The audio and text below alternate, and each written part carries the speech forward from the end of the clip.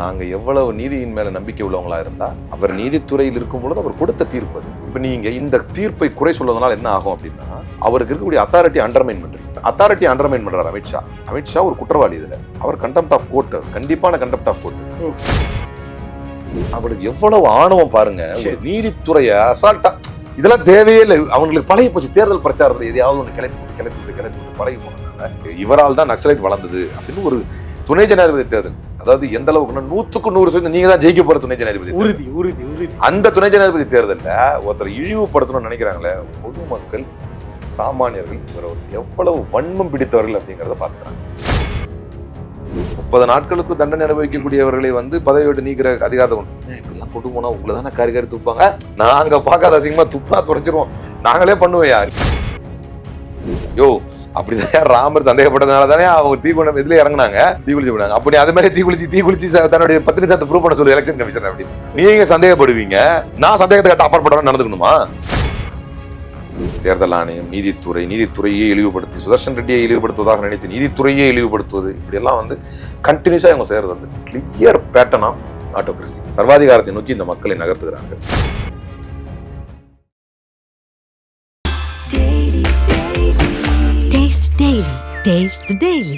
அறுவை சிகிச்சையில் கத்தை என்பது வரலாறு, ரோபோட்டிக் சர்ஜரி என்பது இன்றைய கூறு. தங்கம் புற்றுநோய் சிகிச்சை மையம், நாமக்கல் மற்றும் கான்பூர். உலக தமிழர்களுக்கு வணக்கம். இது கிங் டிவி. இன்றைக்கு நம்மோடு சிறப்பு நேர்காணலில் இருந்திருப்பவர் காங்கிரஸ் கட்சியை சேர்ந்த திரு தோழர் அலிகலம் புகாரி அவர்கள். தொடர் வணக்கம். பொறுப்பில் இல்லாத முன்னாள் நீதிபதி ஒருவர் மீது தற்போது இருக்கக்கூடிய ஒரு உள்துறை அமைச்சர் வைக்கக்கூடிய ஒரு விமர்சனம் என்பது அவர் பொறுப்புல இல்ல, இப்ப இருக்கக்கூடிய விமர்சனம் என்பது கண்டிக்கக்கூடியதா? அதாவது பிரிவு 2 உட்பிரிவு C section 2C of contempt of court என்ன சொல்லுது அப்படின்னு சொன்னா, கிரிமினல் கண்டெம்ட் அது என்னன்னா, எனி பப்ளிகேஷன் ஆர் ஆக்ட், என் சொல்லோ செயலோ எவைகள் எல்லாம் scandalises or tends to scandalise or lower or tend to lower the authority of any court, குறைக்கிறது அல்லது குறைக்க முயற்சிக்கிறது, நீதிபதிகளை நீதித்துறையை குறைத்து மதிப்பிட வைக்கிறது அல்லது மாண்பை, அதனுடைய கண்ணியத்தை, அதனுடைய நம்பிக்கையை குறைத்து அவர்கள் மீது புழுதிவாரி வைக்கிறது, ஸ்கேண்டலைஸ் பண்றது, அவங்கள ஸ்கேண்டல் பண்றது, இப்படி பண்ணீங்கன்னா இது கண்டெம்ட் ஆஃப் கோர்ட் அப்படின்னு சொல்லுது.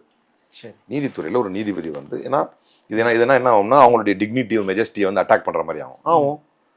டேமேஜிங் தி பப்ளிக் கான்ஃபிடன்ஸ், பொதுமக்களுக்கு இருக்கக்கூடிய நம்பிக்கையை குலைக்குமா? அப்படி செஞ்சா அது குலைக்கும். அண்டர்மைனிங் அத்தாரிட்டி, அவர்களுக்கு கூடிய அதிகாரத்தை குறைக்கிற மாதிரி ஆகும். இப்ப அண்டர்மைனிங் அத்தாரிட்டி அதிகாரத்தை குறைக்கிற மாதிரி ஆகும். வர undermining the authority, damaging public confidence, attack on dignity and majesty, இந்த 3 பாயிண்ட் பார்ப்பேன். சரி, அண்டர்மைனிங் அத்தாரிட்டி அதிகாரத்தை குறைக்கிற மாதிரி ஆகும்னா, நான் ஒரு நீதிபதி, சரி, என்னிடத்துல சாட்சியங்கள் அடிப்படையிலும் நான் போயிட்டு சல்வா ஜுடும் அப்படிங்கிற அமைப்பு சத்தீஸ்கர்ல என்ன பண்ணுச்சு அப்படின்னு நான் போய் பார்க்க முடியாது.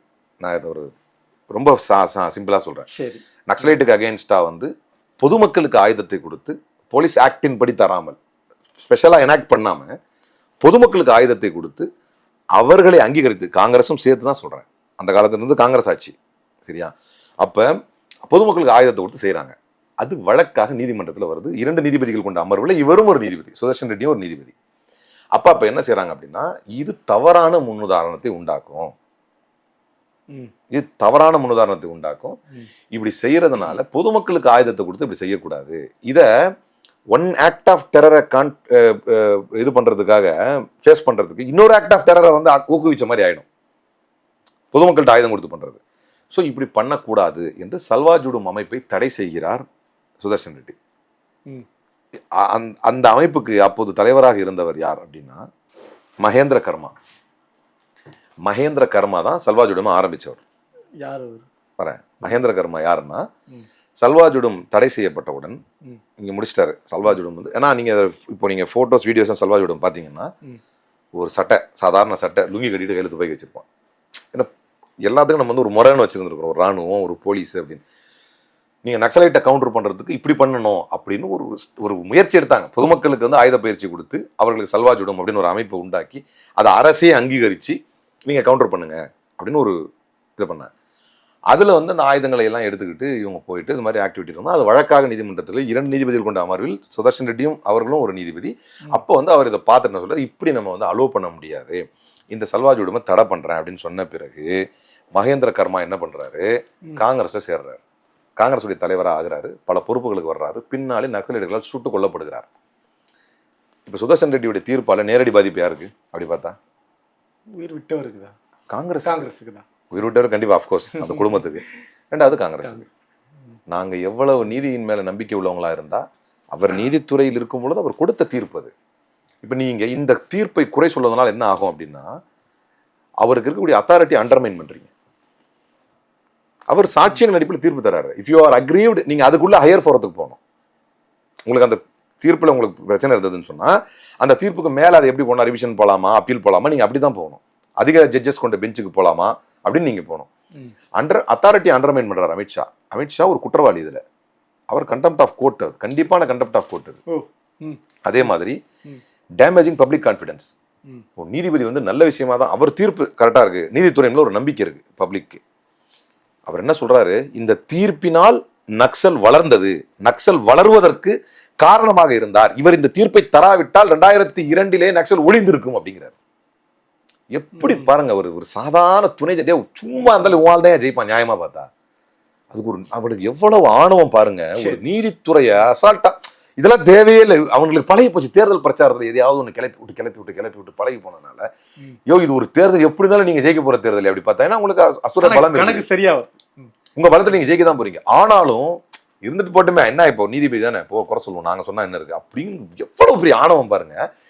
Undermining authority, damaging public confidence damage பண்றீங்க. அதே மாதிரி attack on dignity and majesty, ஒரு கண்ணியத்துக்குரிய நபரை வந்து நீங்க அட்டாக் பண்றீங்க. அவர் இன்னைக்கு வந்து ஒரு துணை ஜனாதிபதி தேர்தலுக்கு வந்தார், அவர் உன்னாலதான் அப்படின்றது அர்த்தம். சுதர்ஷன் ரெட்டி உன்னாலதான் நக்சல்கள் வந்து இன்னைக்கு ஒழிக்க முடியாம இருக்குது அப்படின்னா எப்படிங்க? அவர் சொன்னதுக்கு 1000 அவர் விசாரித்ததன் அடிப்படையில், சாட்சியங்களின் அடிப்படையில், சட்டத்தின் அடிப்படையில் அவர் ஒரு தீர்ப்பு கொடுத்தார். If you are aggrieved you can approach the appropriate forum, higher forum. அதுக்கு மேல நீங்க என்ன இருக்கோ போலாம். இல்லைன்னா குறைந்தபட்சம் அந்த தீர்ப்பில் உள்ள சாராம்சங்களையாவது குறை சொல்லலாம், தப்பில்லை. ஆனால் அவர் நேரடியாக நீதிபதியை குறை சொல்வது என்பது utter clear according to section 2C 1971 contempt of court act படி தண்டனைக்குரிய குற்றம் அது. இதை அசால்ட்டா பிஜேபி காரணங்களுக்கு விவாதங்கள்ல பண்றாங்க. முனவர் பாஷான்னு ஒருத்தர் தாமகாக்காரர், நான் சுட்டி காட்டுறேன், நீங்க பண்ணிட்டு இருக்கிறது சட்டப்படி குற்றமான ஒரு செயலுங்க, அதை நான் ஃபேஸ் பண்ணிக்கிறேன் அப்படிங்கிறாரு. புரியுதா? இப்போ அது எலெக்ஷன் கமிஷனோ நீதிமன்றமோ எதுவுமே உங்கள்கிட்ட மிஞ்சாதோ எல்லாம் எங்க கண்ட்ரோல் இல்லையா அப்படிங்கிறதான அர்த்தம். இது நாங்க சொன்னதான் அவன் செய்ய போறான் அப்படின்னு. அப்போ சல்வாஜுடும் என்கின்ற அமைப்பை தடை செய்தார். ஏனென்றால் அந்த அமைப்பு நக்சல்களை டேக்கிள் செய்தது, நக்சலுக்கு எதிராக செயல்பட்டது, ஆயுதம் ஏந்தி போராடியது. அரசே அந்த இன்னொருத்தர் வந்திருந்தார் ஒரு விவாதத்தில், அவர் சொன்னார், அப்படி பார்த்தா ஊர்காவல் படையால் எவ்வளோ பிரச்சனை வந்திருக்குது, அப்படி பார்த்தா வந்து ஃப்ரெண்ட்ஸ் ஆஃப் போலீஸால் எவ்வளோ பிரச்சனை வந்திருக்குது. அடிப்படை விளக்கமே புரிந்து கொள்ளாமல் பேசுகிறார்கள். ஃப்ரெண்ட்ஸ் ஆஃப் போலீஸுக்கோ ஊர்காவல் படைக்கோ ஆயுதம் கிடையாது, புரியுதுங்களா? அப்போ அவங்க வந்து ஒரு எக்ஸ்ட்ரா போலீஸ் ஃபோர்ஸ்லாம் கிடையாது, ஒரு சிறப்பு குழு மாதிரி ஒரு உதவிக்கு இருந்துக்கலாம். ஆயுதம் வரும்போது தான் பிரச்சனை வருது. சல்வாஜுடும் ஆயுதம் ஏந்தி போராடியதை நீதிமன்றம் ஏற்கவில்லை. ஏன்னா நீதிமன்றத்தில் நீங்க சட்டத்துக்கு உட்பட்ட பிரிவுகளை தான் காட்டணும். சட்டத்துக்கு உட்பட்டு எப்படிப்பா இவருக்கு என்ன சட்டத்தை எனாக்ட் பண்ணி கொடுக்கலாம், ஸ்பெஷல் ஃபோர்ஸாக எனாக்ட் பண்ணி கொடுக்கலாம், அப்படி இருக்குது இந்தியாவில் முழுக்க. ஆனால் அப்படி கொடுக்கறதா இருந்தால் அவங்கள உள்வாங்கிக்குவாங்க, அவங்களுக்கு முறையான பயிற்சி கொடுப்பாங்க, அவங்களுக்கு சீருடைகள் கொடுப்பாங்க, அவங்களுக்கு என்ன செய்யணுமோ தருவாங்க. இது ஒரு மிலிட்டன்ட் குரூப்பையே கவர்மெண்ட்டே என்கரேஜ் பண்ற மாதிரி ஆகுதுன்னு அதை தடை பண்ணாங்க. அதை தடை பண்ணதுக்கு இவரால் தான் நக்சலைட் வளர்ந்தது அப்படின்னு ஒரு துணை ஜனாதிபதி தேர்தல், அதாவது எந்த அளவுக்குன்னா 100% நீங்க தான் ஜெயிக்க போற துணை ஜனாதிபதி உறுதி உறுதி உறுதி. அந்த துணை ஜனாதிபதி தேர்தலில் ஒருத்தர் இழிவுபடுத்தணும்னு நினைக்கிறாங்களே பொதுமக்கள், சாமானியர்கள், இவரவர்கள் எவ்வளவு வன்மம் பிடித்தவர்கள் அப்படிங்கிறத பாத்துக்கிறாங்க. யாரை மிரட்டுகிறார்கள் புரிஞ்சுக்கலாம். இல்ல எங்களுக்கு எதிராக, அதாவது இப்படி புரிஞ்சுக்கிறேன், இந்தியா கூட்டணி அல்லது அவங்களுக்கு எதிரான நபர்கள் யாராக இருந்தாலும் அவர்களை பலி வாங்கிடுவாங்கன்னு புரிஞ்சுக்கலாம். அப்படி இல்லைங்க, நாங்க 100% ஜெயிக்கிற அளவுக்கு பலம் இருந்த ஒரு தேர்தலா இருந்தா கூட நீ ஃபார்மாலிட்டிக்கு ஒரு வாக்காளர் கூட நிறுத்தக்கூடாது, ஒரு ஃபார்மாலிட்டிக்கு ஒரு கேண்டிடேட் கூட நீ நிறுத்தக்கூடாது. நிறுத்தினா நாங்க இப்படிதான் ஜட்ஜுனா விட்டுருவோமா? நாங்க அவன் பழைய கதை ஏதாவது இருக்கும், அதை கூட கிளறி எடுத்துட்டு வந்து ஜட்ஜுக்கு எதிராக பேசுறது தப்பான கூட பேசுவாயா அப்படின்னு பேசுறாங்களா சட்டத்துக்கு புறம்பா. இதைதான் நீங்க புரிஞ்சுக்கணும். இவர்கள் இதுதான் இந்த தேர்தலே இவர்கள் இப்படின்னா அந்த நம்ம பீகாருக்கும் ஓட்சோரிக்கும் வந்து தொடர்பு இருக்கு. இப்ப இதுல இந்த தேர்தலுக்கே இப்படின்னா ஒரு கேண்டிடேட்டை இறங்கி அலசுவோம் நாங்க. அவர் இருந்தா இருந்துட்டு போறாரு, நீதிபதி கொடுத்தா கொடுத்துட்டு போறாரு. குற்றமாவையா? குற்றமாவது மண்ணாவது நாங்க பார்க்காத குற்றமா? பாப்பா அமித்ஷா பார்க்காத குற்றமா வரலாறுல? குற்றமாதான் அது. இப்போ 30 நாட்களுக்கு தண்டனை அனுபவிக்கக்கூடியவர்களை வந்து பதவி விட்டு நீக்கிற அதிகாரத்தை கொண்டு இப்படி எல்லாம் கொண்டு போனா உங்களை தானே காரி துப்பாங்க. நாங்க பார்க்காத அசிங்கமா துப்புனா தொடச்சிருவோம். நாங்களே பண்ணுவையா? அவங்க தரப்புல குற்றமற்ற நபராக இருக்க வேண்டியது ஒரு அமைச்சருடைய கடமை இல்லையா? அவர் வந்து குற்ற பின்னணியில் இருக்கக்கூடாது இல்லையா?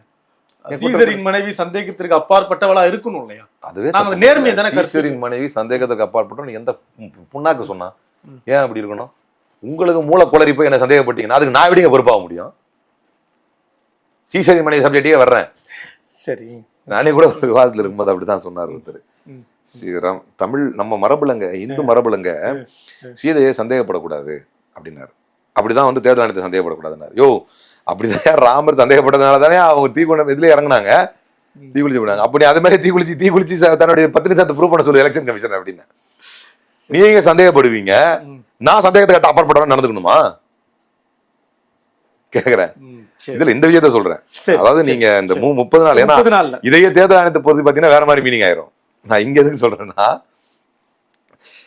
நீங்க எனக்கு குற்றம் சாட்டிடுவீங்க, நீங்க என் மேல என்ன சிறைப்படுத்திடுவீங்க, நீங்க வந்து என் மீது இல்லாத அபாண்டங்களை சுமத்தி என்ன சிறைப்படுத்திடுவீங்க. ஏன்னா இடி வழக்குகளை பொறுத்த வரைக்கும் ரொம்ப சிம்பிள். இப்போ உங்களை வந்து நான் கைது பண்ணி மேஜிஸ்ட்ரேட் முன்னால கொண்டு போறேன். சரி, எப்படி என்ன பண்ணாரு இவரு தான் குத்திட்டு கையில கத்தியோடு நின்றுட்டு இருந்தாரு. இவர் கத்தியில் தான் ரத்தம் இருந்தது. ஓ, பிரேமா பேசி மேட விட்டு இவரை சிறையில வை. இல்லைங்கய்யா, நான் வந்து கோயம்புத்தூர்ல இருந்தவனே ஃப்ளைட் போட்டு திடீர்னு கூப்பிட்டு வந்தாங்க, கேட்டா நீ தான் இந்த கொலையில் ஈடுபட்டேன்னு சொன்னாங்க அப்படின்னா, எப்படி இவனை நீ கொண்டு வர்ற அப்படின்னு கேட்கும்போது எப்படி இவரை இதுக்குள்ள ஃப்ரேம் பண்றேன் அப்படின்னு நிரூபிக்க வேண்டிய பொறுப்பு யாருதுன்னா ப்ராசிக்யூஷன். ப்ராசிக்யூஷன் யாரு? போலீஸ். இவரை ஒரு வழக்கில் நான் கைது செய்கிறேன் அப்படின்னா, இந்த வழக்கில் இவரை நான் ஏன் கைது செய்கிறேன் என்று நிரூபிக்கக்கூடிய பொறுப்பு யாருடையது அப்படின்னா அரசு தரப்பு, போலீஸ் தரப்புடையது. ஆனால் இடி வழக்கில் பிஎம்எல்ஏல உங்களை நான் கைது செய்து கொண்டு செல்கிறேன் அப்படின்னா, நான் குற்றமற்றவன் அல்லது எனக்கு எந்த சம்பந்தம் இல்லை என்று நிரூபிக்கக்கூடிய பொறுப்பு உங்களது. குற்றம் சாட்டப்பட்டவரது.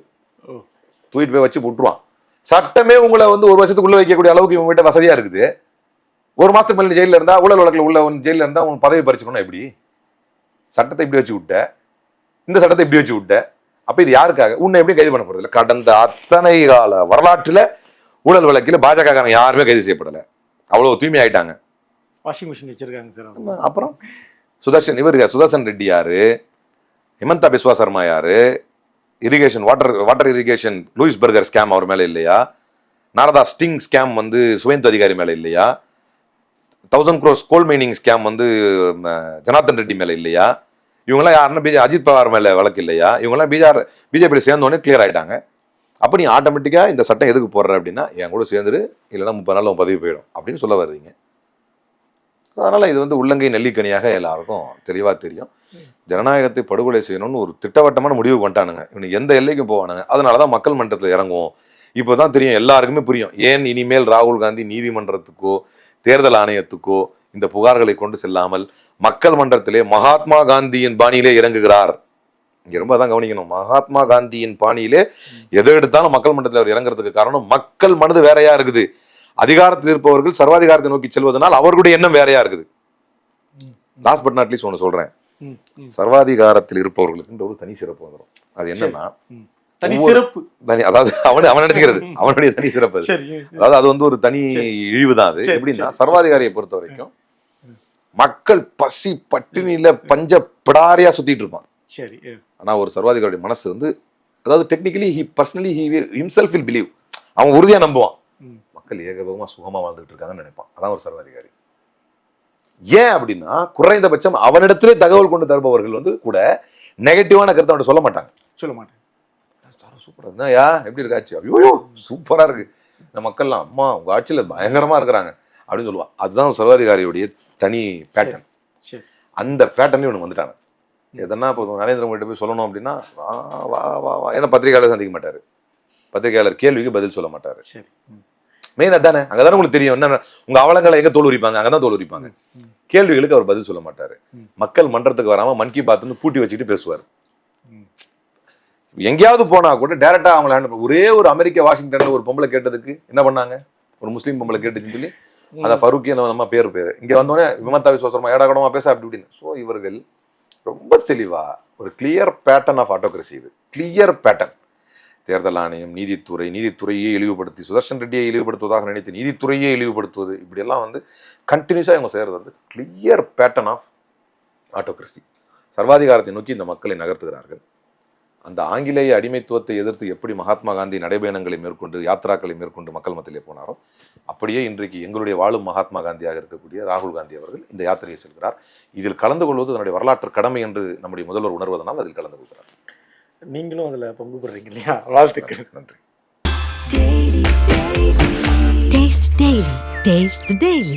அறுவை சிகிச்சையில் கத்தை என்பது வரலாறு, ரோபோட்டிக் சர்ஜரி என்பது இன்றைய கூறு. தங்கம் புற்றுநோய் சிகிச்சை மையம், நாமக்கல் மற்றும் கான்பூர்.